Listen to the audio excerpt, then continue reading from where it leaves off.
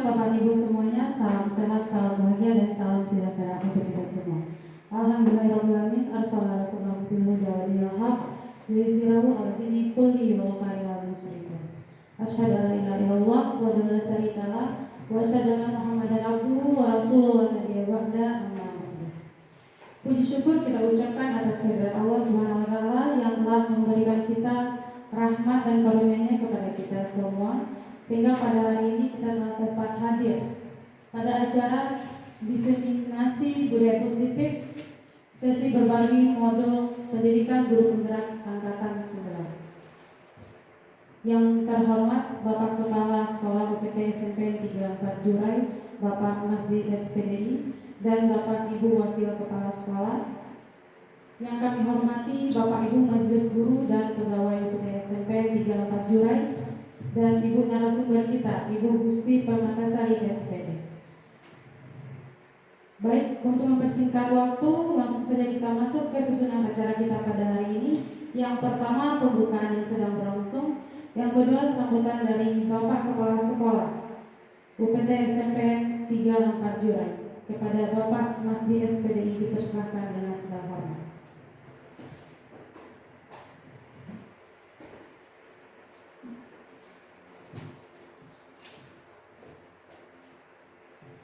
Assalamualaikum warahmatullahi wabarakatuh. Waalaikumsalam warahmatullahi wabarakatuh.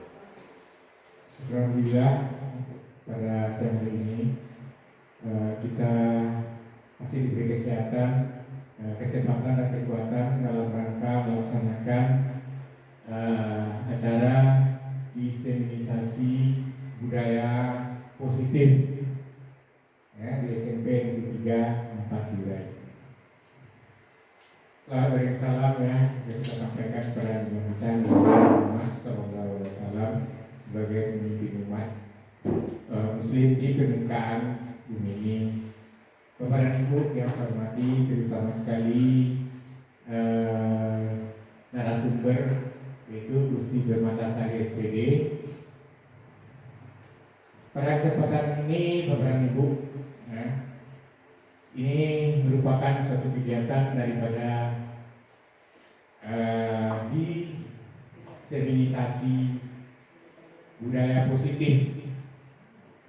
Ini perlu kita sosialisasikan kepada kita semua bahwa kita ini harus mengetahui, harus memahami apa yang nanti disampaikan oleh narasumber kita, sehingga kita tidak ragu lagi apa itu yang dimaksud dengan budaya positif di SMP Negeri 3 4 Jurai ini. Jadi kepada kita semua diharapkan bisa menerima apa-apa pencerahan yang disampaikan oleh Ibu Gusti Permatasari SPD nantinya. Kemudian terima kasih juga kepada kita semua, Bapak dan Ibu, sudah bersedia untuk mendengarkan segala keterangan atau informasi yang akan disampaikan oleh Ibu Permatasari nantinya. Hanya itu yang bisa saya sampaikan, dan mudah-mudahan acara ini bisa lancar sampai ke akhirnya. Saya sudahi dengan wassalamualaikum warahmatullahi wabarakatuh.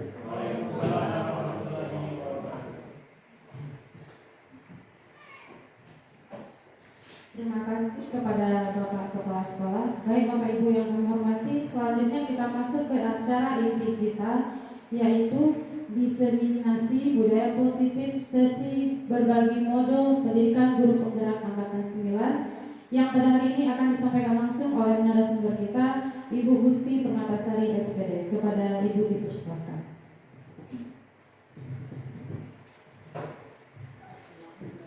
Assalamualaikum warahmatullahi wabarakatuh. Waalaikumsalam warahmatullahi wabarakatuh. Bapak dan Ibu, pada kali ini saya akan berbagi tentang budaya positif yang saya dapat di modul 1.4 pada pendidikan guru penggerak.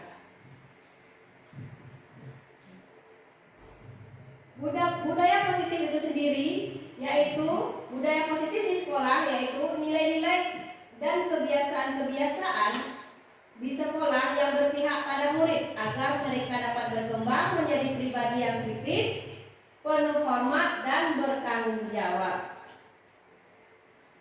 Topik pertama yang dibahas hari ini yaitu perubahan paradigma belajar. Perubahan paradigma untuk membangun budaya yang positif, sekolah perlu menyediakan lingkungan yang positif, aman, dan nyaman agar murid-murid mampu berpikir dan bertindak, mencipta, mandiri, dan bertanggung jawab. Lazimnya, disiplin dikaitkan dengan kontrol. Dalam hal ini, kontrol guru dalam menghadapi murid. Mari kita melakukan kegiatan cobalah buka. Bapak dan Ibu silakan berpasangan. Satu orang mengepalkan tangannya, dan di tangan itu, di kepala itu ada atau sesuatu yang berharga yang dimiliki. Silakan berpasangan Bapak dan Ibu. Dan satu orang mengepalkan tangan dan satu orang mencoba membuka kepala tangan temannya itu. Boleh dengan membujuk, boleh dengan memarahi, boleh dengan pokoknya dengan berbagai cara.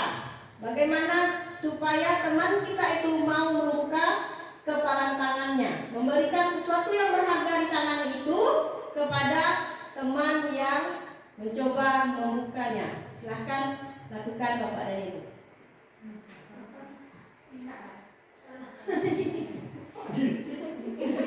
Boleh mengkritik?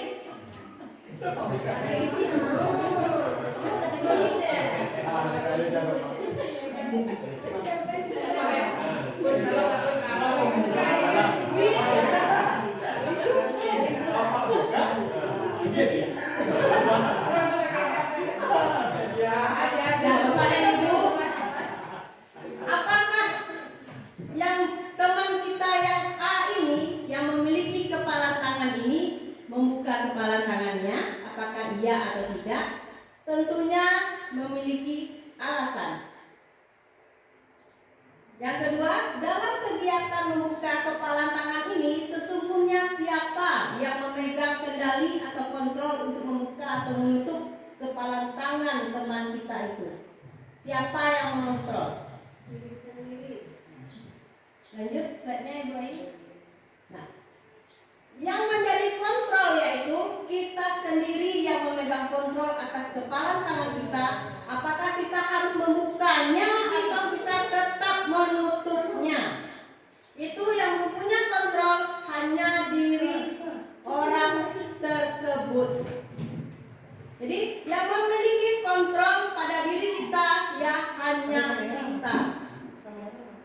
Lanjut. Nah, selama ini kita telah dipengaruhi oleh ilusi-ilusi. Ilusi yang pertama, guru mengontrol murid. Padahal murid itu sedang mengizinkan kita mengontrol dirinya. Yang kedua, ilusi bahwa semua perbuatan positif atau pujian bisa mengontrol murid.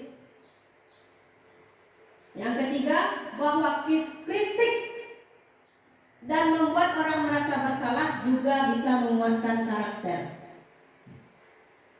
Ilusi bahwa orang dewasa memiliki hak untuk memaksa. Sesungguhnya yang mengontrol diri siswa itu ya siswa sendiri, yang mengontrol diri murid itu ya murid sendiri. Kita tidak bisa memaksa, tidak bisa mengontrol, tidak bisa mempengaruhi dengan pujian, juga tidak bisa mempengaruhi dengan kritikan. Lanjut. Perubahan paradigma yang selama ini yang kita gunakan yaitu stimulus respon. Stimulus respon ini akan kita ubah menjadi teori kontrol. Selama ini kita beranggapan bahwa kebutuhan siswa kita itu sama. Padahal kebutuhan setiap siswa kita, murid kita berbeda. semua orang terlihat melihat hal yang sama. Tetapi sesungguhnya setiap orang memiliki kacamata sendiri untuk menilai sesuatu, memiliki gambaran berbeda. Dan kita mencoba mengubah orang lain agar berpandangan sama dengan kita. Jadi kita tidak boleh memaksa siswa kita. Kita berusaha memahami pandangan orang lain dan siswa kita, bahwa siswa itu atau murid itu berbeda. Perilaku buruk dilihat sebagai suatu kesalahan. Tapi di teori kontrol, kesalahan itu memiliki tujuan. Orang lain bisa mengontrol saya kalau di stimulus respon, tetapi di teori kontrol hanya Anda yang bisa mengontrol diri Anda. Hanya murid yang bisa mengontrol diri murid. Selanjutnya, saya bisa mengontrol orang lain dan orang lain tidak bisa kita kontrol. Pemaksaan ada pada pusat bujukan gagal. Kolaborasi dan konsensus menciptakan pilihan-pilihan baru. Kita ajak anak-anak berkolaborasi, inovasi apa yang dikemukakan anak untuk menyelesaikan masalah-masalah yang dihadapi anak-anak kita. Yang terakhir yaitu metode berpikir menang dan kalah. Menang dan kalah, kalau kita menyalahkan anak kita, otomatis kita yang menang dan anak yang kalah. Tapi kalau dalam teori kontrol itu mode berpikirnya menang-menang. Kita layani siswa, bagaimana siswa menghadapi masalahnya dengan didampingi oleh guru. Baik Bapak dan Ibu, kita masuk ke topik yang kedua, yaitu tentang disiplin positif.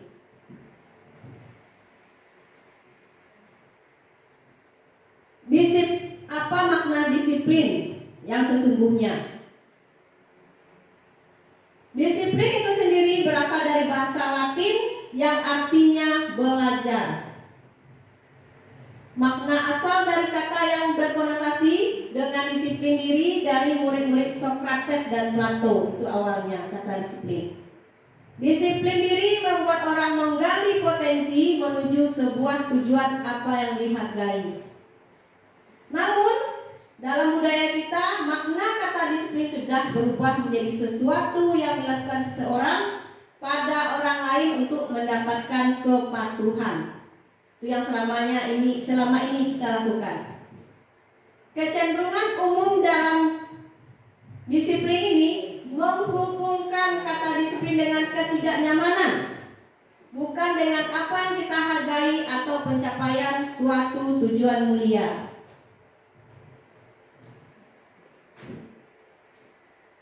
Kita kembali lagi kepada pernyataan sebelumnya. Anda tidak bisa mengontrol orang lain, hanya Anda yang bisa mengontrol diri Anda.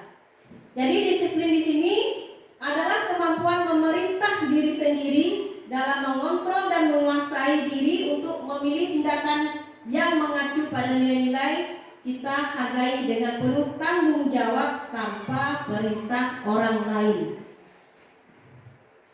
Maksud dari nilai-nilai yang kita hargai di sini adalah nilai kebajikan. Nilai kebajikan sendiri yaitu sifat-sifat positif manusia yang merupakan tujuan mulia yang ingin dicapai setiap individu. Di sekolah, murid-murid kita diminta untuk menguasai nilai-nilai positif, yaitu profil pelajar Pancasila. Topik yang ketiga, motivasi perilaku manusia. Setiap manusia berperilaku pasti memiliki tujuan. Ada tujuan eksternal, yaitu tujuan yang berasal dari semua perilaku manusia memiliki tujuan. 3 motivasi perilaku manusia. Ada motivasi eksternal yang dapat motivasi dari luar, dan ada motivasi internal. Motivasi eksternal ini untuk menghindari kenyamanan atau hukuman. Ada murid-murid kita yang datang tepat waktu hanya untuk menghindari ketidaknyamanan atau hukuman. Kalau nanti dia terlambat, dia pasti akan dihukum. Ini motivasi perilaku manusia yang pertama. Motivasi yang kedua, untuk mendapatkan imbalan atau penghargaan dari orang lain. Motivasi yang ketiga itu adalah tujuan disiplin positif kita, yaitu untuk menjadi orang yang mereka inginkan dan menghargai diri sendiri dengan nilai-nilai yang mereka percaya.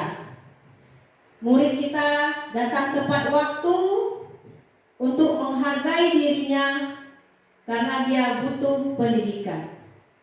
Nah, selama ini kita dihukum dengan penghargaan Bapak dan Ibu. Kenapa kita dihukum dengan penghargaan? Karena penghargaan itu memiliki pengaruh jangka pendek dan jangka panjang. Penghargaan efektif jika menginginkan seorang melakukan sesuatu yang kita inginkan dalam jangka waktu pendek. Jika kita menggunakan penghargaan lagi dan lagi, maka orang tersebut akan bertanggung jawab pada penghargaan yang diberikan, serta kehilangan motivasi dari dalam. Motivasi murid-murid kita tidak lagi dari dalam dirinya, tetapi supaya dia mendapatkan penghargaan. Jika kita mendapatkan penghargaan untuk melakukan sesuatu yang baik, maka selain itu kita senantiasa berharap mendapatkan penghargaan tersebut lagi. Kita pun menjadi tidak menyadari tindakan baik yang kita lakukan. Itu jangka panjangnya. Selanjutnya kita tetap dihukum dengan penghargaan. Penghargaan itu tidak efektif. Suatu penghargaan adalah suatu benda atau peristiwa yang diinginkan yang dibuat dengan persyaratan. Hanya jika Anda melakukan ini, maka Anda mendapatkan penghargaan yang diinginkan. Jika saya mengharapkan suatu penghargaan atau tidak mendapatkannya, maka saya akan kecewa dan berkecil hati. Serta kemungkinan lain, saya tidak akan berusaha sekeras sebelumnya, karena dia tidak mendapat penghargaan. Lanjut, orang yang berusaha berhenti merokok atau orang yang berusaha diet menguruskan badan, bila diberi penghargaan pasti tidak berhasil, karena tidak motivasi dari dalam diri. Penghargaan juga merusak hubungan. Contohnya saja, si A mendapat juara 1 dan si B mendapat juara 2. Yang mendapat juara 2 ini merasa minder. Kenapa dia juara 2? Kenapa dia tidak juara 1? Itu dia. Jika seorang guru sering memberikan penghargaan kepada murid-muridnya, besar kemungkinan murid-muridnya termotivasi untuk menyenangkan gurunya saja. Mereka tidak bersikap jujur kepada guru tersebut. Ada potensi seperti itu, Bapak dan Ibu. Penghargaan menciptakan persaingan dalam kelas. Persaingan menciptakan kecemasan. Jadi penghargaan ini menciptakan persaingan, membuat siswa, murid-murid kita menjadi cemas. Nanti apakah saya akan dapat juara, si A dapat juara, saya tidak. Selanjutnya, mereka yang percaya bahwa mereka tidak memiliki kesempatan untuk mendapat penghargaan akan berhenti mencoba. Murid-murid kita yang sudah berusaha sedemikian rupa Jika dia tidak mendapat penghargaan, dia akan berhenti untuk mencoba lagi. Penghargaan juga mengurangi ketepatan. Ada riset bahwa sebuah percobaan, sekelompok anak laki-laki berusia 9 tahun diminta untuk melihat gambar-gambar wajah yang ditampilkan di layar, dan mereka harus memberitahu jika wajah-wajah tersebut sama atau berbeda. Gambar-gambar tersebut hampir sama. Hampir sama ya Bapak dan Ibu. Jika hampir sama, pasti ada murid yang mengatakan gambar itu sama dan ada murid yang mengatakan itu berbeda. Sedangkan murid yang mengatakan itu sama mendapat penghargaan. Murid yang tidak mengatakan itu berbeda tidak mendapat penghargaan. Padahal dia melihat pada sisi dia masing-masing. Itulah penghargaan mengurangi ketepatan. Lanjut. Penghargaan dapat menurunkan kualitas. Pengamatan dilakukan pada sekelompok mahasiswa atau mahasiswi yang sedang kerja praktek di sebuah surat kabar universitas. Saat itu mereka sedang belajar menuliskan sebuah artikel tentang sebuah judul berita utama. Seiring waktu, mahasiswa-mahasiswi tersebut semakin mampu bekerja dengan cepat.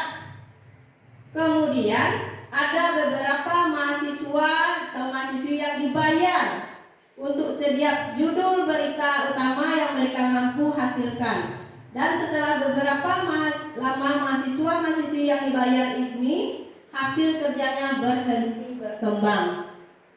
Mereka tidak menerima bayaran terus berupa mereka tidak menerima pembayaran. Dia berupaya mengasah dirinya lebih baik lagi. Sedangkan mereka yang tidak mendapat bayaran, dia akan berhenti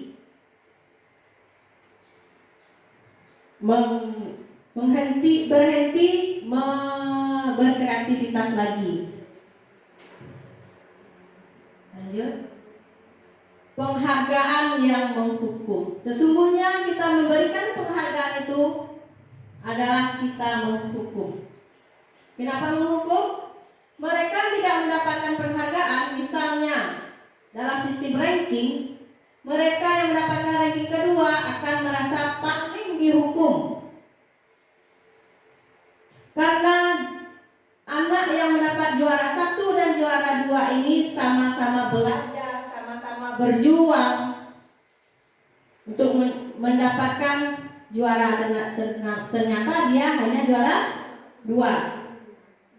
Selanjutnya, memberikan penghargaan dan hukuman adalah hal yang sama karena keduanya mencoba mengendalikan perilaku seseorang.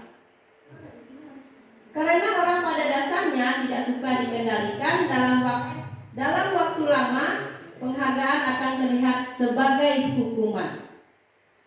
Jika suatu penghargaan diharapkan, namun Anda tidak mendapatkannya, Anda akan merasa dihukum. Yang lebih tepatnya yaitu motivasi dari dalam diri.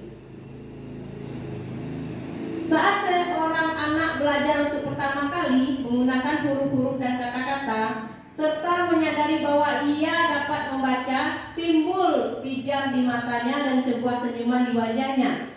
Anak tersebut begitu gembira bahwa ia telah mempelajari dan menguasai suatu keterampilan baru. Kesadaran akan kemampuan bahwa dia sudah dapat membaca sesungguhnya sudah merupakan sebuah penghargaan. Karena dia mendapat sebuah biasanya dia tidak bisa membaca, dia sudah bisa membaca. Ada kepuasan tersendiri pada anak tersebut. Jika kita memberikan penghargaan kepada anak tersebut, maka kita akan mengambil kegembiraan yang saat itu sedang dirasakan secara alamiah. Oh, sebentar.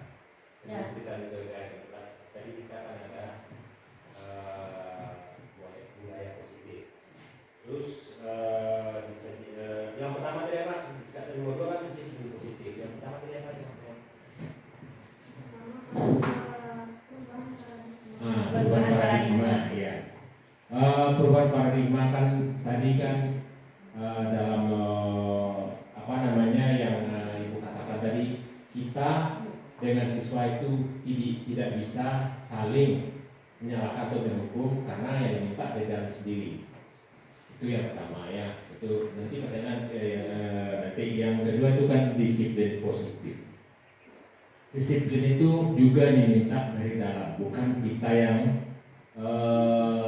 menanamkan secara, kalau sudah kan secara otoriter kita tanamkan kepada siswa kita akan mengikuti. Ya, nah, yang ketiga itu, tapi itu baru pertanyaannya yang ketiga itu dengan penghargaan yang menghukum. Nah, yang pertama tadi budaya positif itu kira-kira langkah apa yang kita lakukan di sekolah kita ini agar orang di luar sana yang notabene orang ke ladang, orang ke sawah yang tahu siswa sekolah kita yang katanya sekolah kita tidak disiplin. Nah, itu langkah-langkahnya itu mungkin kedepannya bisa terapkan, tadi tolong kasih contoh. Yang kedua, disiplin positif. Ya, yang disiplin positif di sini ini yang diminta kan kesadaran. Tetapi dilihat di sini, ya di sini bukan di sekolah, di sini kita kan pernah berdiskusi di sini. Apakah bisa kita terapkan mulai dari sekarang ya, karena di CGP ini kan saya sudah sebentar lagi pensiun, baru yang begini yang Bapak yang saya lihat, karena harus seimbang antara guru dan siswa. Yang ketiga, penghargaan yang hukum. Di sini yang paling mencolok. Kenapa kita memberi penghargaan kepada seseorang atau siswa kita yang telah berusaha dan dia mampu diberi penghargaan. Sementara yang belum mampu, kalau menurut yang dipaparkan tadi, itu akan tertekan perasaannya karena tidak dapat penghargaan, sehingga dia malas kan gitu. Nah, langkah-langkah apa yang harus kita lakukan untuk supaya yang belum mampu supaya dia giat lagi, dan di bawah itu supaya dia giat lagi. Ya, terima kasih. Langsung saya tanggapi. Yang pertama, Bapak, untuk menghadapi siswa yang disiplin positif ya Pak. Untuk menekankan disiplin positif itu, kita berpijak kepada keyakinan kelas ini. Berpijak kepada keyakinan kelas. Karena keyakinan kelas ini dibuat dan disepakati dan diyakini oleh semua warga kelas. Bahkan nanti untuk yang kedepannya kita buat lagi kesepakatan atau keyakinan sekolah. Kita beranjak dari kelas dulu. Memang perubahannya tidak akan langsung signifikan, tapi perubahannya sedikit demi sedikit, lama-lama dia akan menjadi berbudaya. Tentunya dengan kolaborasi kita, kerjasama kita semua warga sekolah. Selanjutnya, untuk menghadapi siswa-siswa yang melanggar aturan atau keyakinan kelas ini, kita akan menerapkan segitiga restitusi yang setelah ini akan kita bahas juga, dan akan ada contohnya bagaimana menerapkan segitiga restitusi ini.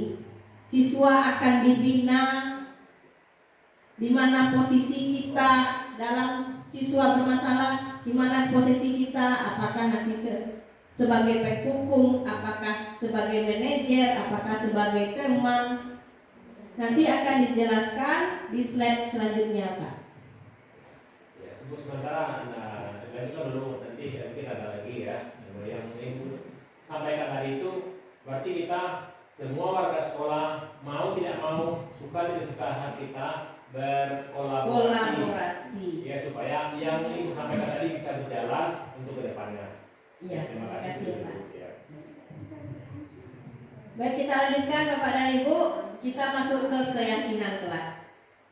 Keyakinan kelas adalah nilai-nilai kebajikan atau prinsip-prinsip universal yang disepakati bersama secara universal dari latar belakang suku, negara, bahasa maupun agama. Menurut Gosen tahun 1998, suatu keyakinan akan lebih memotivasi seseorang dari dalam atau intrinsik. Seseorang akan lebih bersemangat untuk menjalankan keyakinan daripada sekedar mengikuti serangkaian peraturan. Jika peraturan itu hanya seseorang atau beberapa orang yang menentukannya. Aturan sekolah begini, begini, begini. Jika keyakinan kelas, semua murid, semua warga kelas, termasuk guru, berperan di dalam menentukan keyakinan kelas ini. Selanjutnya, pernyataan keyakinan kelas senantiasa dibuat dalam bentuk positif supaya siswa kita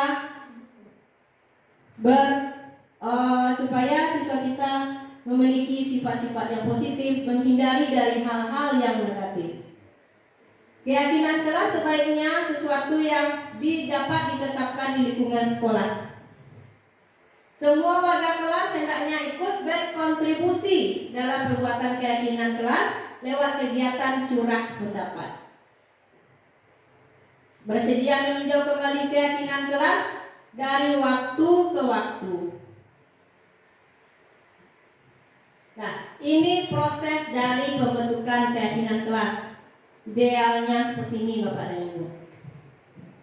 Semua siswa kita diminta untuk mencurahkan pendapatnya. Aturan-aturan apa yang diinginkan oleh siswa-siswa kita atau murid-murid kita di kelas. Ada yang mengatakan tidak boleh pakai sepatu, tidak boleh pakai sendal. Ada yang mengatakan tidak boleh meribut. Ada siswa yang mengatakan tidak boleh bajunya keluar. Semuanya ditampung di sini Bapak dan Ibu. Kita tampung semua dulu pendapat siswa murid-murid kita. Setelah kita tampung, kita catat semuanya. Tidak tertampung, tidak tercatat. Setelah itu kita mengganti kalimat negatif menjadi kalimat positif. Contohnya di sini, jangan membuang sampah ke kelas. Jangan membuang sampah di kelas. Menjadi buanglah sampah pada tempatnya. Nah, setelah itu kita tinjau kembali. Setelah kita tinjau ulang.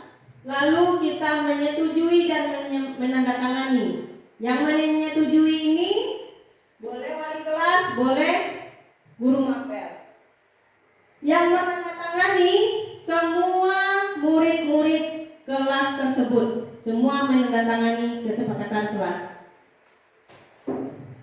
Dan kesepakatan kelas itu dipajang di kelas, memajang keyakinan kelas di dinding kelas. Jadi di dinding kelas kita masing-masing sudah ada terpampang keyakinan kelas.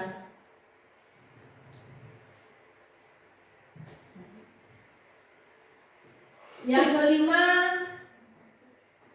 kebutuhan dasar manusia. Kebutuhan dasar manusia ini ada 5 ya Bapak dan Ibu. Yang pertama, kebutuhan untuk bertahan hidup seperti makan, minum, pakaian, rumah. Itu kebutuhan untuk bertahan hidup. Yang kedua, butuh cinta dan kasih sayang. Seperti murid-murid kita, dia juga butuh cinta dari orang tuanya, juga butuh kasih sayang dari orang tuanya, juga butuh kasih sayang dan cinta dari guru-gurunya. Yang ketiga, butuh kebebasan. Kebebasan ini maksudnya sini kebebasan untuk memilih mana yang akan dia lakukan, mana yang akan dia dia inginkan. Itu dia Bapak dan Ibu. Yang ketiga yaitu kesenangan. Murid-murid kita butuh kesenangan. Makanya dalam pembelajaran kita kenakan lagi ice breaking, belajar sambil bermain. Belajar sambil bermain ini tidak hanya TK. Kita sebagai orang dewasa pun juga butuh kesenangan dan butuh permainan. Di HP Bapak dan Ibu termasuk HP saya itu ada game. Tidak hanya anak TK yang butuh permainan atau kesenangan. Dan yang kelima adalah kekuasaan. Kekuasaan ini power atau kekuasaan ini dia harus dimiliki oleh seseorang. Dia perkataannya harus didengar. Baik. Dari kelima kebutuhan dasar manusia ini, semua orang berusaha untuk memenuhi kebutuhannya dengan berbagai cara. Bahkan ada yang melanggar peraturan atau melakukan hal yang tidak sesuai dengan nilai-nilai kebajikan untuk memenuhi kebutuhan tersebut. Contohnya saja, jika kebutuhan dasar, kebutuhan hidup kita tidak terpenuhi, yang contohnya makan dan minum tidak terpenuhi, ada orang yang bertindak kriminal untuk memenuhinya karena perutnya sudah lapar. Itu contohnya Pak dan Ibu. Yang keenam adalah posisi kontrol. Topik kita yang keenam. Posisi kontrol guru. Yang pertama adalah sebagai penghukum. Yang kedua, membuat merasa bersalah. Yang ketiga sebagai teman. Yang keempat sebagai pemantau. Dan yang kelima sebagai manajer. Sebagai penghukum, guru seperti ini senantiasa percaya bahwa ada satu cara agar pembelajaran bisa berhasil, yaitu dengan cara dia. Penghukum ini memiliki nada suara tinggi, bahasa tubuh, mata melotot, jari menunjuk-nunjuk dan menghardik. Contohnya di sini, patuhi aturan saya, kalau tidak awas. Berdiri di tiang bendera, hormat. Itu adalah posisi guru sebagai penghukum. Hasilnya, kemungkinan murid kita marah dan mendendam atau bersifat agresif. Murid akan lebih melawan lagi. Posisi yang kedua yaitu pembuat rasa bersalah.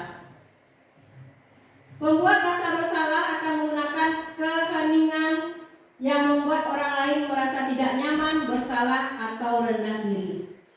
Contohnya saja, jika si Budi tidak mengerjakan PR, guru saya mengatakan, buatlah PR-nya Budi. Kalau Budi tidak buat PR, nanti ibu kena marah sama kepala sekolah.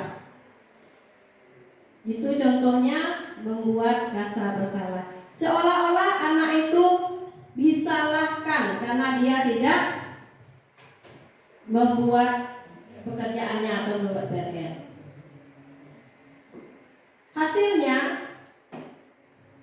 murid akan merasa bersalah telah mengecewakan ibu dan bapak gurunya. Murid akan merasa menjadi orang yang gagal dan tidak sanggup membahagiakan orang lain. Selanjutnya, guru sebagai teman. Guru pada posisi ini tidak akan menyakiti murid, namun akan tetap berupaya mengontrol murid melalui persuasi. Contohnya, ayo bantulah demi Bapak. Hasilnya, murid akan merasa senang dan akrab dengan guru. Ini termasuk dampak yang positif. Hanya saja di sisi negatif, murid menjadi tergantung kepada guru tersebut. Dia hanya patuh dengan guru tersebut, karena guru tersebut adalah Posisi yang selanjutnya yaitu memantau. Memantau berarti mengawasi. Pada saat kita mengawasi, kita bertanggung jawab atas perilaku anak yang kita awasi. Peraturannya apa? Apa yang telah kamu lakukan? Hasilnya, murid memahami konsekuensi yang harus dijalankan karena telah melanggar salah satu peraturan sekolah. Lanjut, guru sebagai manajer. Manajer adalah posisi di mana guru berbuat sesuatu bersama dengan murid, mempersilahkan murid mempertanggungjawabkan perilakunya, mendukung murid agar dapat menemukan solusi atas permasalahannya sendiri. Guru akan mengembalikan tanggung jawab pada murid untuk mengajari jalan keluar, mencari jalan keluar permasalahannya, tentu dengan bimbingan guru. Kita kembali lagi, apa keyakinan yang telah kita yakini? Kembali ke slide sebelumnya. Nah, dari 5 posisi kontrol ini, kita berada di posisi mana, Bapak dan Ibu?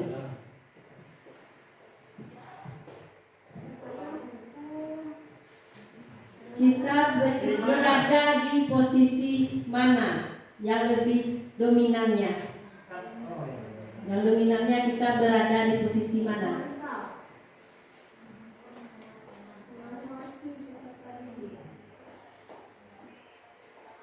Kan Pak, Bapak berada di posisi mana? Ya, baik, terima kasih Bu Gusti Permatasari. Dari 5 posisi kontrol, mungkin saya pernah mencoba kelimanya, tapi kebanyakan saya memposisikan murid itu sebagai teman. Ya, mungkin lebih banyak itu. Kadang saya banyak bercerita, berbagi cerita sama-sama siswa. Mungkin itu Bu Gusti. Ada yang lain Bapak dan Ibu?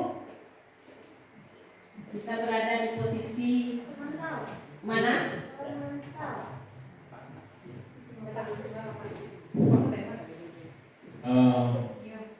Di sini kalau saya di kelas 91 itu ada 3 yang saya lakukan. Pertama penghukum, kedua teman, yang ketiga pemantau. Kalau penghukum itu khusus untuk yang berbuat salah, karena itu sudah ada kesepakatan kelas, karena sudah disepakati dulu. Kalau tidak mau dia mengerjakan yang disepakati, maka dia nyuruhnya, karena kesepakatan kan sudah ada. Kalau sebagai teman, seluruh siswa itu sudah bercerita, menyampaikan menyampaikan rasa-rasa unek-unek dibuat. Sampai di sini juga sudah belajar, itu saya terima semua. Nah, pemantau ini, kalau saya pribadi itu pemantau itu tidak sekolah saja, sampai di rumah, sampai sejauh mana dia bergaul di rumah, itu saya pantau. Itulah kira-kira yang saya lakukan di sini. Ya, ada 3 penghukum, teman, dan pemantau. Ya, terima kasih Bapak telah menyampaikan posisi kita masing-masing. Lanjut slide-nya, Bu. Posisi yang paling ideal yaitu posisi manajer dengan menerapkan segitiga restitusi. Itu posisi yang paling ideal. Segitiga restitusi adalah suatu proses dialog yang dijalankan oleh guru agar dapat menghasilkan murid yang mandiri dan bertanggung jawab. Dalam segitiga restitusi ini ada 3 langkah. Langkah pertama, menstabilkan identitas. Kita stabilkan identitas siswa murid yang telah berbuat salah tersebut. Menstabilkan identitas ini menggeser peran identitas murid dari identitas gagal ke identitas sukses. Maksudnya di sini Bapak dan Ibu, kita jelaskan kepada murid-murid yang telah melakukan kesalahan. Setiap manusia pernah melakukan kesalahan. Saya sendiri sebagai guru juga pernah melakukan kesalahan. Kita stabilkan dulu, bukan kita hukum langsung. Identitas anak itu kita stabilkan dulu. Dia mencoba untuk memenuhi pasti dia mencoba untuk memenuhi kebutuhan dasarnya yang 5 tadi, namun ada benturan. Kita pahami siswa kita, dia melakukan kesalahan tersebut pasti untuk memenuhi kebutuhan dasarnya. Berbuat salah itu tidak apa-apa, tidak ada manusia yang sempurna. Semua manusia pernah melakukan kesalahan. Itu kita terapkan dulu kepada murid kita. Lanjut. Setelah kita stabilkan identitas murid kita, lalu kita validasi tindakan yang salah. Setiap perilaku berupaya memenuhi kebutuhan tertentu, tetap memenuhi kebutuhan yang 5 kebutuhan tadi. Pernyataan atau pertanyaan disampaikan dengan suara tidak menghakimi dan memojokkan. Contoh kalimatnya, kamu pasti punya alasan mengapa melakukan hal itu. Kita tanya alasannya. Kenapa nak melakukan itu? Kamu patut bangga pada dirimu sendiri karena telah melindungi sesuatu yang penting buatmu. Itu contoh kalimatnya. Setelah itu baru kita menanyakan keyakinan. Keyakinan kelas apa yang sudah kita sepakati. Saat perilaku telah divalidasi dan identitas sukses telah stabil, maka murid telah siap mengaitkan keyakinannya dengan tindakan yang salah. Contoh kalimatnya, sebagai warga sekolah, apa yang kita yakini nak? Seperti apa gambaran sebuah kelas yang ideal bagi kamu? Nilai-nilai apa yang telah kita sepakati? Kamu ingin menjadi orang seperti apa? Kita minta murid kita mencari solusi, mencari jalan keluar dari permasalahannya sendiri. Kita perhatikan ini contohnya di slide.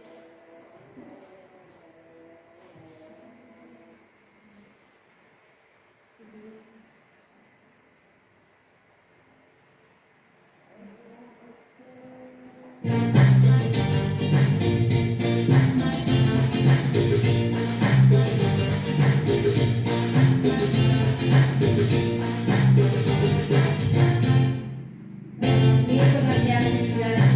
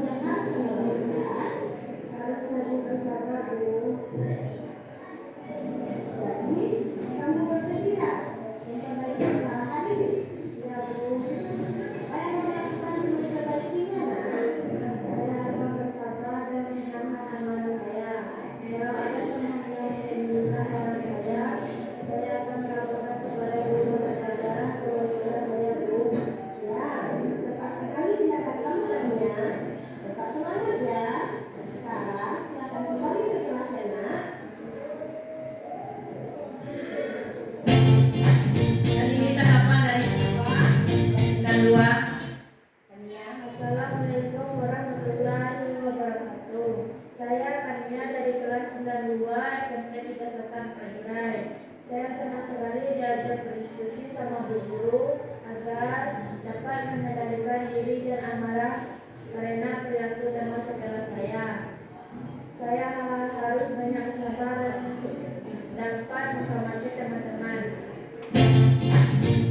Ini ada kasus yang kedua.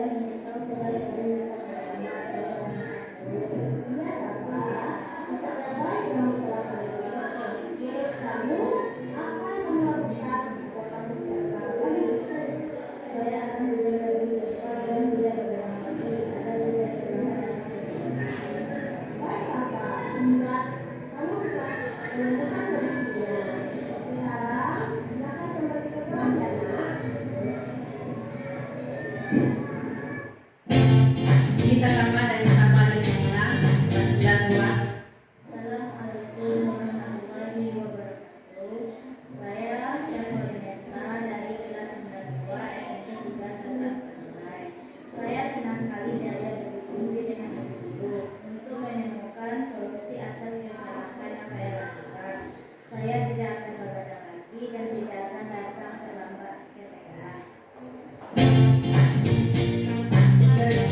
Terima kasih Bapak dan Ibu.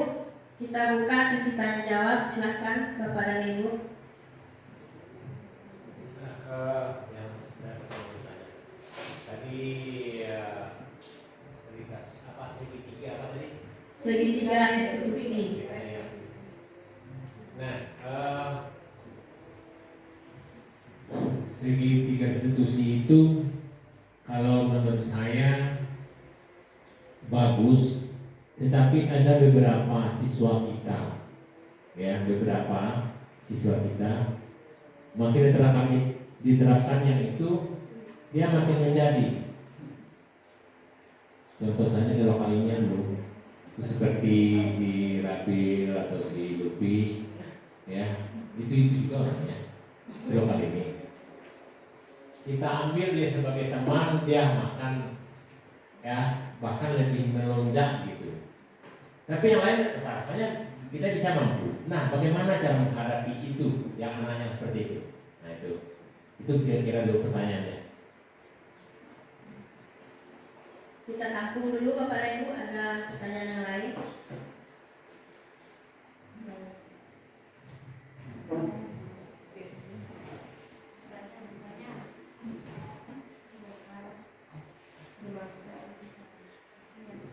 Terima kasih atas waktu yang diberikan. Di sini Ibu narasumber, tadi saya ada mendengar penyampaian atau kata-kata di situ, stabilkan identitas murid.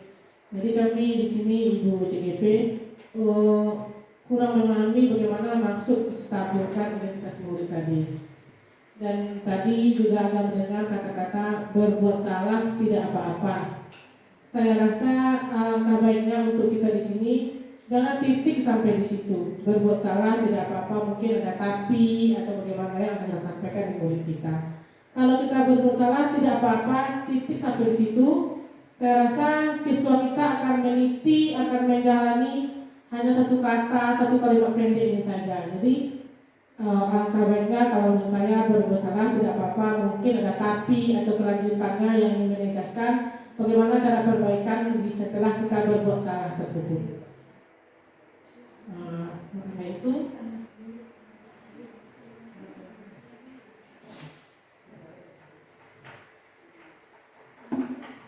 ada yang lain Bapak dan Ibu, atau coba saya jawab dulu ya Bapak dan Ibu. Untuk mengatasi murid kita yang memiliki masalah dalam pembelajaran, baik dalam sikap maupun dalam dia mengikuti pembelajaran kita, segitiga restitusi ini memang tidak langsung anak kita berubah, tapi sedikit demi sedikit akan berubah murid kita.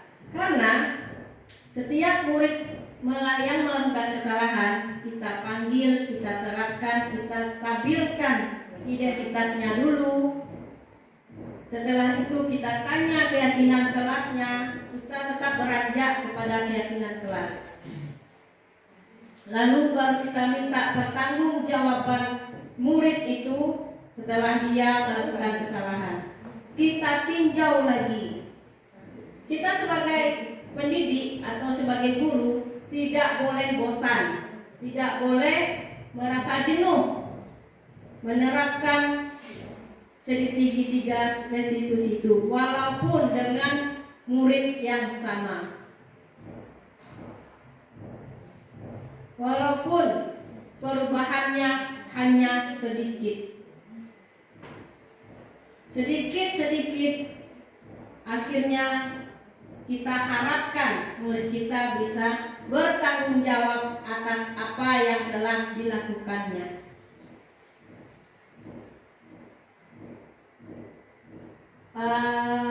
Menjawab pertanyaan dari Ibu Rona, menstabilkan identitas itu, anak yang sudah melakukan kesalahan dipanggil, bagaimana perasaan anak itu? Cemas kah? Atau dia merasa dendam kah? Kok awak-awak aja yang dipanggil? Kita tanyakan dulu kenapa anak itu melakukan kesalahan. Maksud dari kata-kata melakukan kesalahan itu tidak apa-apa, itu memang ada kalimatnya berikutnya. Melakukan kesalahan tidak apa-apa dengan syarat atau dengan kemauan kita untuk berubah, kemauan murid untuk berubah. Mau tidak berubah, nah itu berada di tahap yang ketiga, menanyakan keyakinan. Keyakinan apa yang telah diyakini di kelas? Kita kembali lagi kepada keyakinan kelas dan keyakinan sekolah. Tombak dari disiplin di sekolah itu adalah keyakinan sekolah dan keyakinan kelas. Kita sepakati dulu keyakinan kelas itu, dan akhirnya menjadi keyakinan sekolah. Setiap murid-murid kita yang melanggar, yang melanggar keyakinannya, kita terapkan segitiga restitusi. Kita minta dia bertanggung jawab atas kesepakatan yang telah disepakati bersama. Dan murid tersebut sudah menandatangani apa yang disepakatinya. Kita minta pertanggungjawabannya. Kita didik murid kita bertanggung jawab dengan sikapnya. Kira-kira seperti itu Bapak dan Ibu. Ada yang lain Bapak dan Ibu?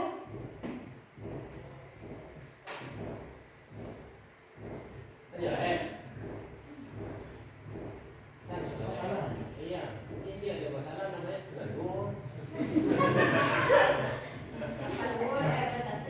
Nah, silakan Bapak.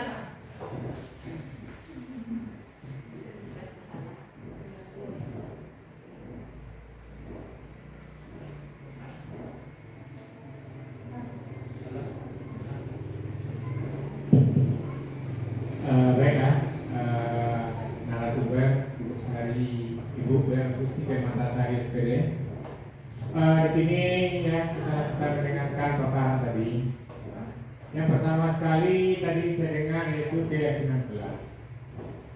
Ini keyakinan kelas ini ketikanya kita mengarahkan kepada anak yang sebenarnya tanpa adanya hukuman. Kalau kita lihat atau kita dengar paparan tadi bahwa menghukum anak walaupun dia terapkan tapi hasilnya tidak permanen, artinya hasilnya jangka pendek.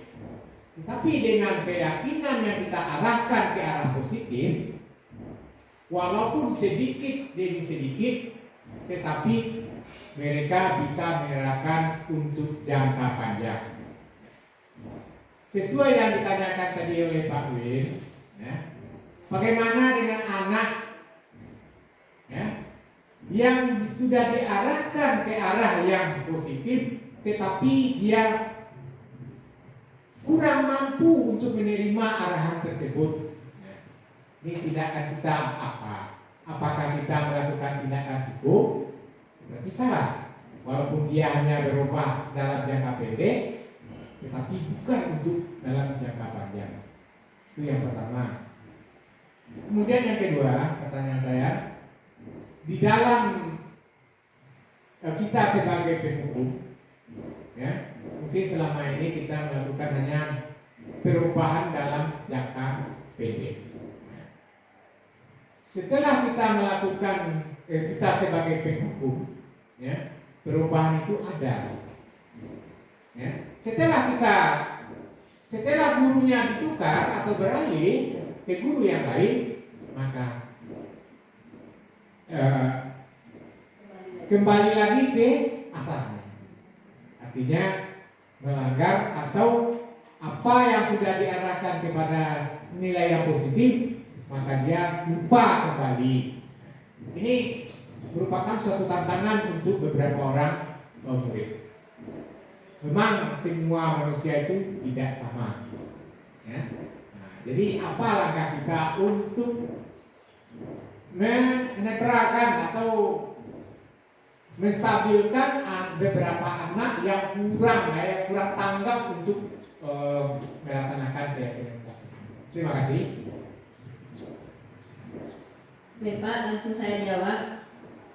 Untuk menghadapi murid-murid yang telah dihukum, telah dilayani sebagai teman, tapi tidak juga berubah, itulah segitiga restitusi. Posisi yang terbaik dari 5 posisi tadi, sebagai penghukum, sebagai pembuat rasa bersalah, sebagai teman, dan sebagai manajer, yang paling terbaik yaitu posisi sebagai manajer. Posisi sebagai manajer ini dijalankan dengan langkah segitiga restitusi. Siswa ini kita rangkul, bukan kita jauhi, bukan kita hukum, bukan kita jadikan teman, bukan kita salah-salahkan, tapi kita rangkul murid kita. Kita layani murid-murid kita dengan cara 3 langkah ini. Yang pertama, kita stabilkan dulu identitasnya.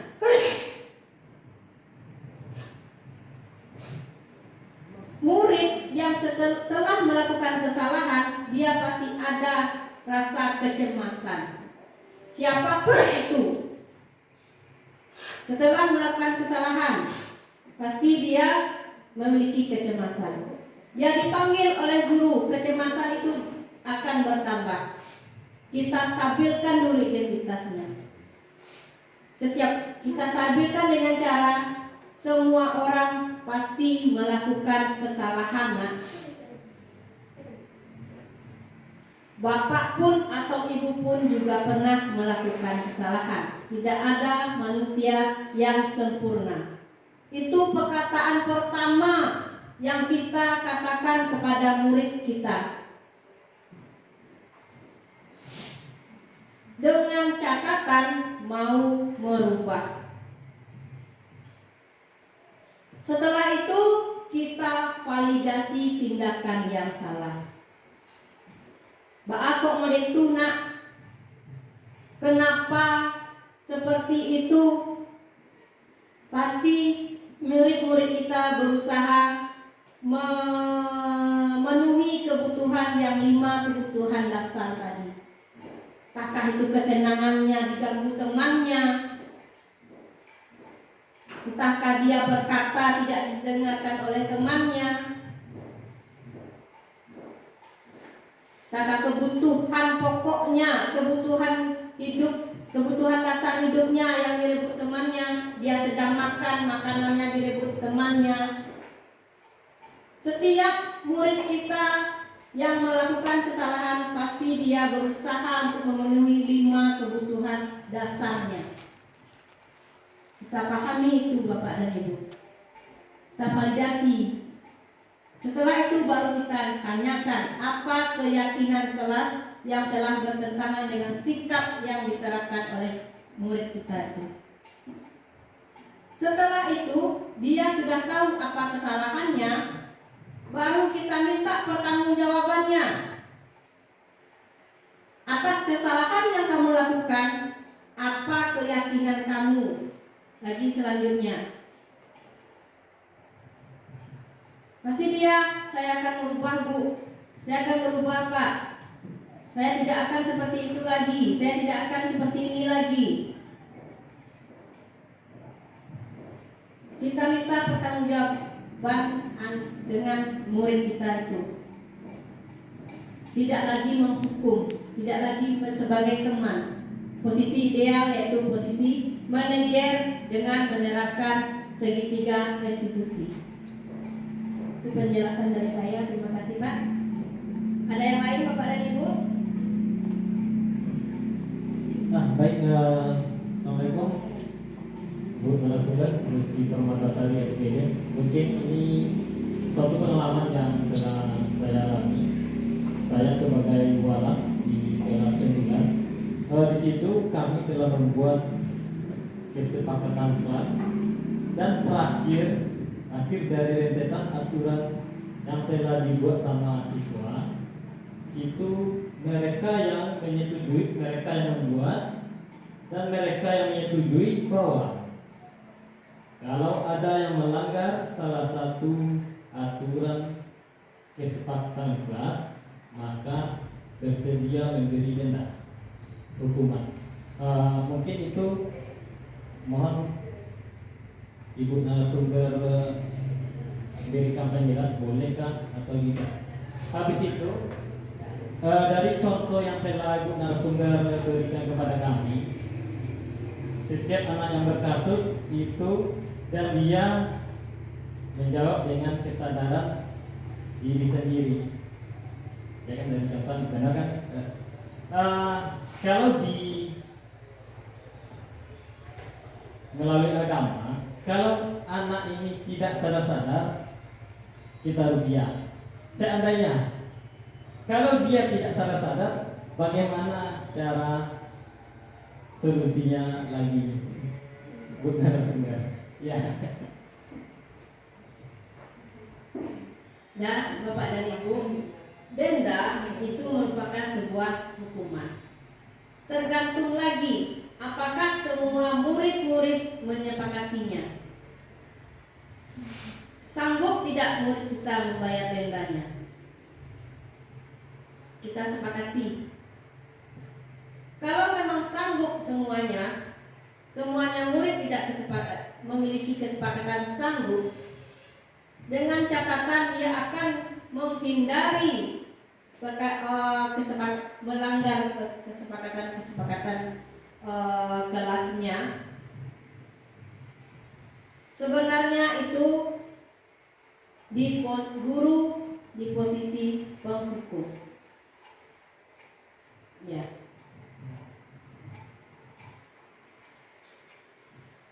Nah, untuk murid yang tidak berubah dan tidak berubah,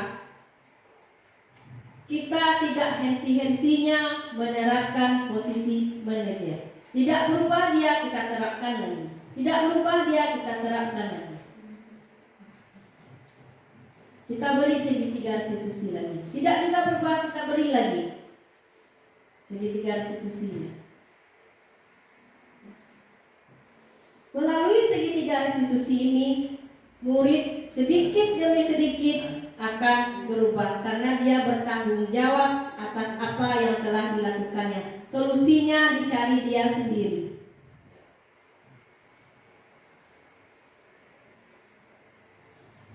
Nah, kita tidak boleh bosan, tidak boleh jenuh menerapkan posisi sebagai manajer dalam menghadapi murid-murid yang memiliki masalah.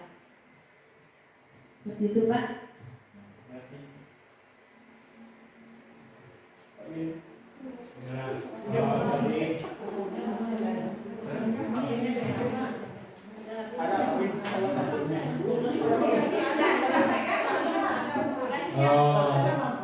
Ini masih lihat ini. Ya, nanti sama ini saya. Ya. Terima kasih atas waktunya Bapak dan Ibu. Wabillahi taufik. Mohon maaf jika ada kesalahan. Wabillahi taufik wal hidayah. Assalamualaikum warahmatullahi wabarakatuh.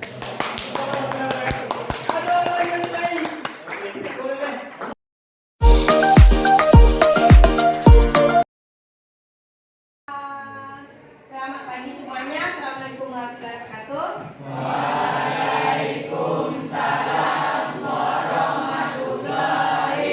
wabarakatuh.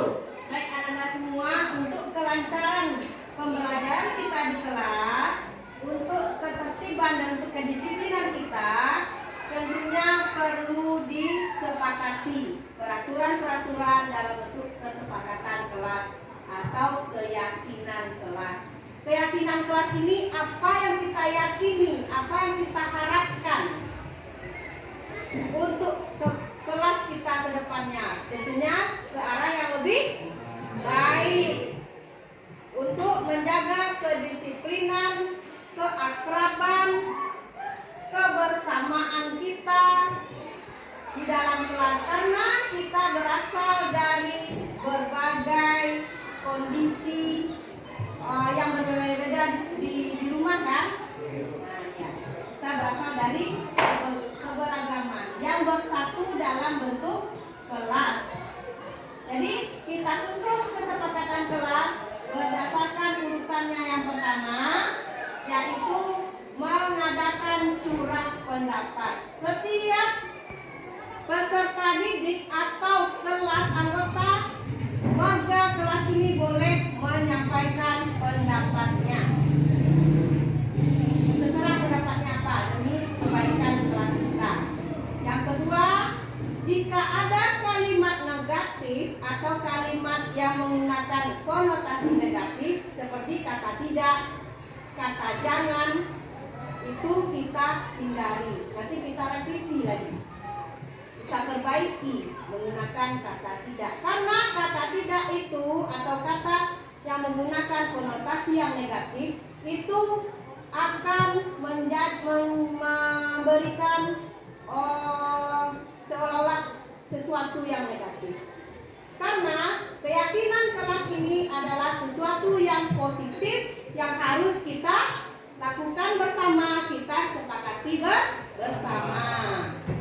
Setelah kita mengubah kalimat negatif menjadi kalimat positif, baru kita tetapkan sebuah keyakinan kelas. Setelah tersusunnya keyakinan kelas, kita tinjau ulang lagi. Setelah kita lakukan peninjauan ulang, lalu kita tanda tangani bersama. Menandatangani ini menyatakan bahwa semua warga kelas ini menyetujui dan akan melakukan semua keyakinan kelas atau kesepakatan kelas yang telah kita sepakati atau kita buat. Nah, untuk langkah pertama, silakan kalian curahkan pendapat kalian. Satu saja, satu orang satu membuat peraturan kelas yang kalian inginkan. Contohnya ya salah satu ya. Tidak boleh terlambat salah satu. Contoh. Nah, jadi kalian buat di sini peraturan yang kalian inginkan. Satu orang satu ya, Nak.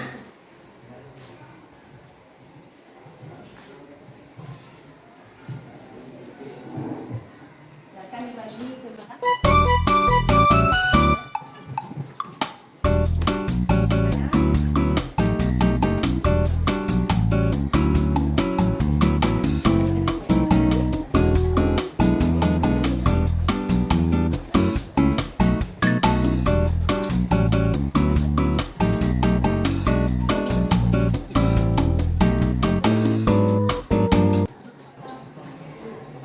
Nah, jika sudah selesai, kalian tempel di sini, di sebelah sini. Ini kita bagi 3 dulu ya. Ini namanya Bu. Boleh tidak? Boleh tidak dibuat? Silakan ditempel.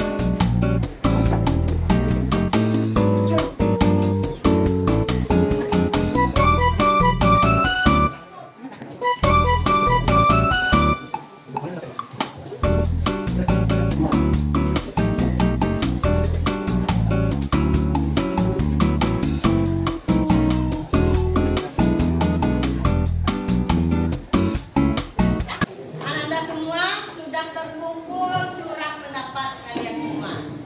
Satu orang sudah membuat satu. Nah sekarang langkah selanjutnya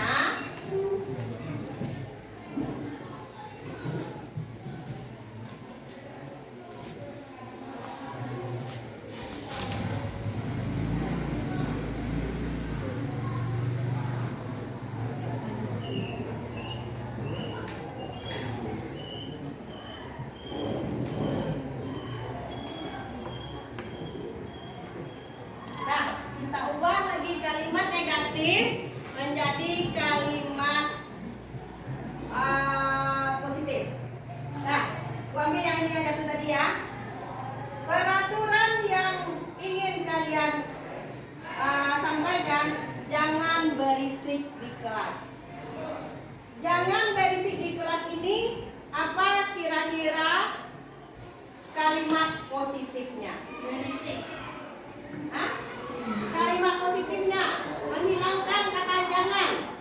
Kalau berisik di kelas kita menghargai enggak guru? Nah, berarti saling menghargai.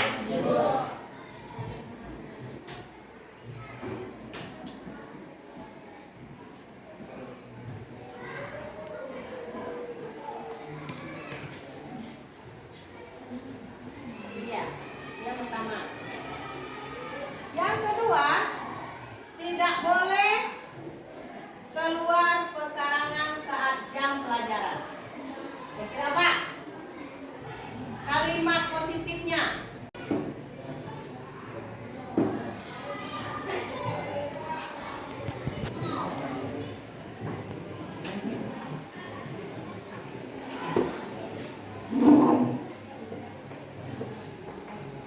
Nah, yang ketiga, tidak boleh berisik. Sudah ketiga?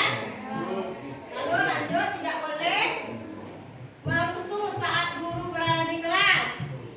Sudah masuk ke saling menghormati ya anak? Selanjutnya, kita tidak boleh ribut di kelas. Sudah masuk yang tadi, tidak boleh memakai aksesoris. Nah, apa kalimat positifnya? Kita hilangkan kata tidak boleh nih. Memakai aksesoris di rumah. Ya?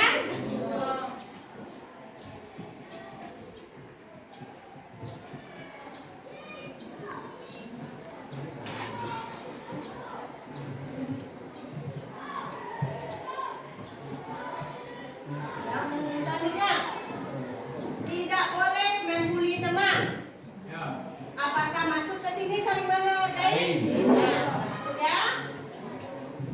Bagi laki-laki, baju harus masuk. Masuk ke gimana ini? Apakah masuk ke berpakaian rapi? Berpakaian rapi.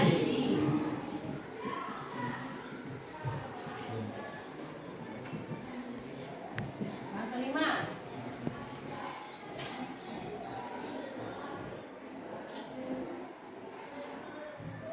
tidak boleh memakai sandal ke sekolah. Masuk ke rapi. Siswa laki-laki wajib memakai dasi pada hari Senin dan Selasa. Masuk ke berpakaian rapi. Tidak boleh makan saat guru berada di kelas. Masuk ke saling menghargai. Tidak boleh meribut. Masuk ke saling menghargai.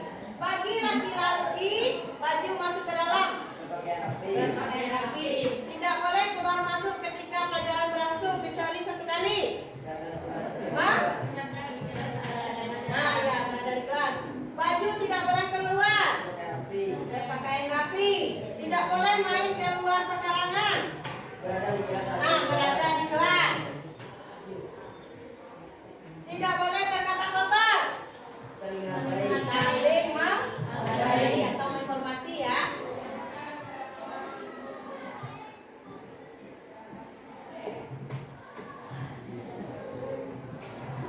Kalau yang ini tidak boleh membuang sampah sembarangan.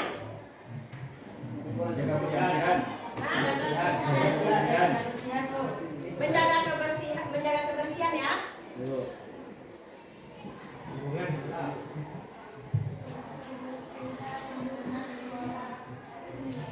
Yang keenam, tidak pernah sakiti teman. Masuk ke mana itu? Menghargai atau menghormati. Tidak boleh membuli. Tidak boleh memakai gelang dan cincin. Tidak melanggar peraturan sekelas. Bagi perempuan memakai anak jilbab, tank top, short, pentol. Masuk ke mana itu? Berpakaian rapi. Tidak boleh tidur di kelas. Saling Menghargai. menghargai. Sudah tercatat semuanya nak. Terangkumlah ada 6 kalimat positif. Nah, sekarang dari kalimat positif ini nilai-nilai apa yang kita angkat?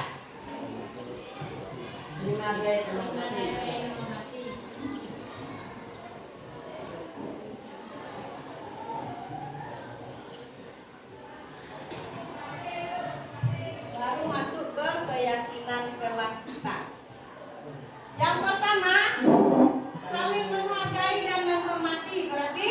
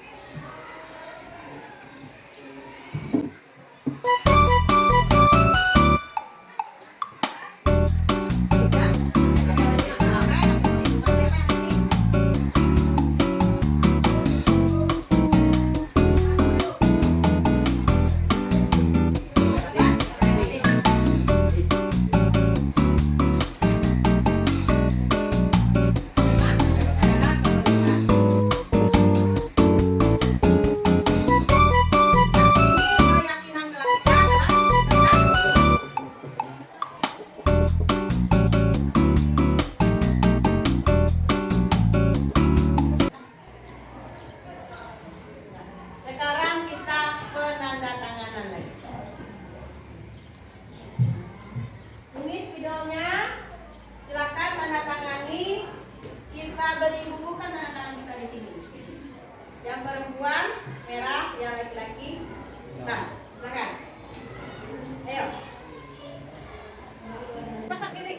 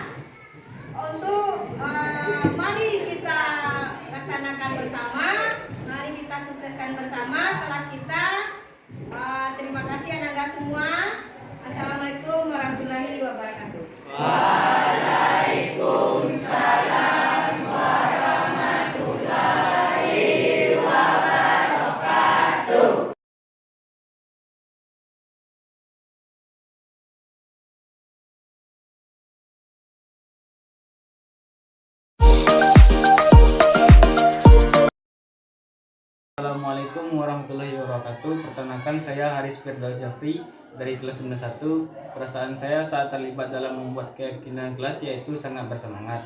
Menurut saya keyakinan kelas ini sangat penting dilakukan karena dapat membuat kita lebih disiplin dan dapat membuat kita lebih baik lagi. Assalamualaikum warahmatullahi wabarakatuh. Perkenalkan saya Ayudi Sukmara dari kelas 91. Perasaan saya saat terlibat dalam pembuatan keyakinan kelas yaitu sangat senang sekali. Menurut saya keyakinan kelas ini sangat penting dilakukan karena dapat menumbuhkan rasa tanggung jawab.